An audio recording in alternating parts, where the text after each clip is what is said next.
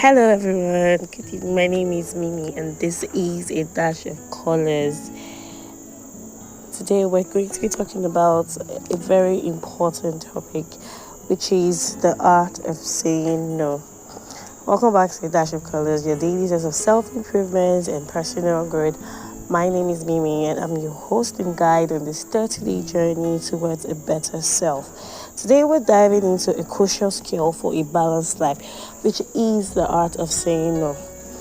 Saying no is often more than just uttering a word. It's a powerful act of setting boundaries, prioritizing your well-being, and staying true to your values. Why is it so important to talk about the art of saying no?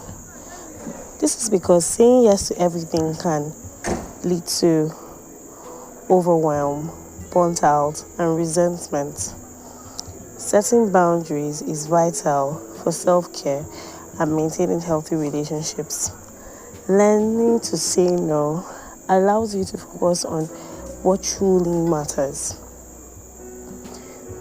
Saying no is a very important art, yet it is not something that is very widespread amongst people. People believe that saying no to requests that are inconveniencing may come off as being selfish.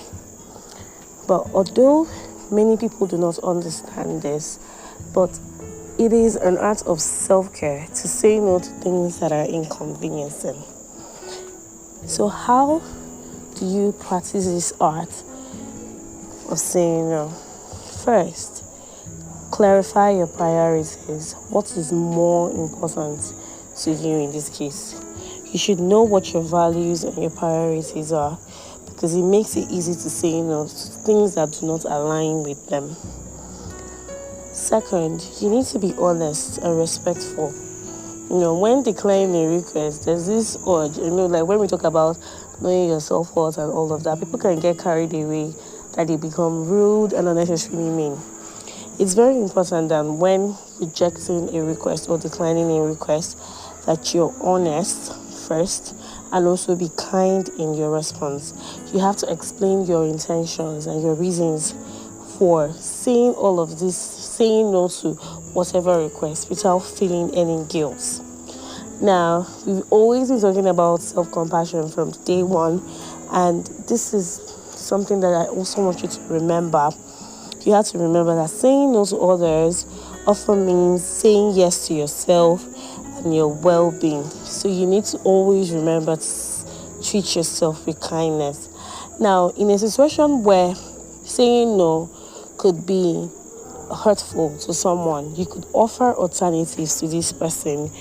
If it's possible, suggest alternatives, solutions, or even ways to help without compromising your own boundaries.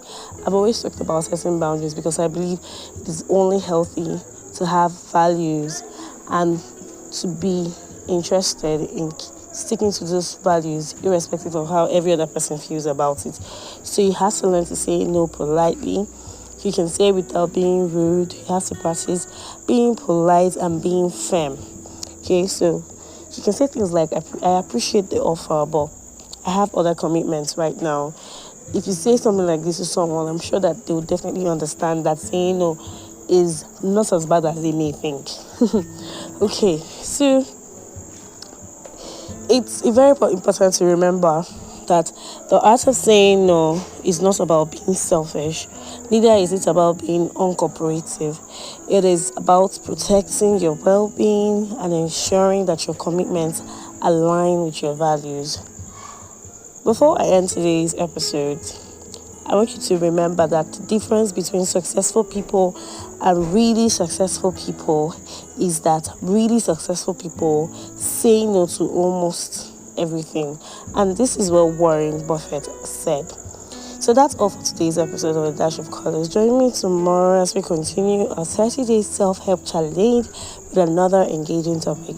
Until then, remember to say no gracefully, and remember that it's a step to a more balanced and fulfilling life. So stay positive, stay true to yourself, And if you haven't subscribed to the podcast, make sure that you subscribe and turn on the notifications so that you will be the first to know when we upload episodes. So thank you for listening and have a lovely evening.